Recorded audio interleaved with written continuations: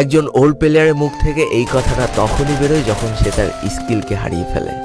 যেই পুরানো প্লেয়ারের গেম প্লেটা দেখে আজ তোমরা হাসছো, এমন একটা সময় ছিল যাকে কাস্টম খেলার জন্য সর্বপ্রথম হায়ার করে নিয়ে যাওয়া হতো।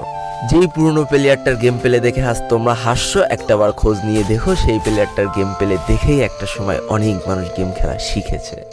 যেই ওল্ড প্লেয়ারটার খেলা দেখে আজ তোমরা তোমাদের গ্রুপে নিতেও লজ্জা পাচ্ছ, খোঁজ নিয়ে দেখো সেই ওল্ড প্লেয়ারটা কোনো একটা সময় কোনো একটা গিল্ডের লিডার বা অফিসার ছিল। যেই ওল্ড প্লেয়ারটা আজ তোমাদের রিভাইভ দিতে যেতে ভয় পাচ্ছে, মনে রেখো একটা সময় ছিল যখন এই প্লেয়ারটাই পুরো মাঠ একা ফাঁকা করে বুয়া নিয়ে আসতো। যেই নতুন প্লেয়ারগুলো শুধুমাত্র ডাইনামিক ডুয়োর সাথে গেম খেলার জন্য সারা রাত জাগো, তোমরা মনে রেখো যারা ওল্ড প্লেয়ার ছিল তারা সারা রাত খালি ট্রেনিং পিটাতো নিজেদের স্কিল ভালো করার জন্য।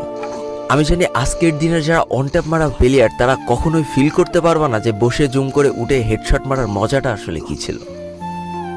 আমি জানি যেসব ওল্ড প্লেয়াররা এই গেমের থেকে হারিয়ে গিয়েছে তারা এই গেমটাকে আজও ভালোবাসে। জীবনে এমন হাজারো ওল্ড প্লেয়ার আছে যাদের ফ্রি ফায়ারই ছিল জীবনে প্রথম রাত জাগার কারণ। আমি জানি এমন হাজারো ওল্ড প্লেয়ার আছে যাদের রেজাল্ট খারাপ করারও প্রথম কারণ ছিল এই ফ্রি ফায়ার। আজকের দিনের নতুন প্লেয়াররা উচ্চস্বরে বলে আমি ফ্রি ফায়ার গেমটাকে প্রচুর ভালোবাসি, আর যারা ওল্ড প্লেয়ার ছিল তারা বলতো ফ্রি ফায়ার আমার ইমোশন।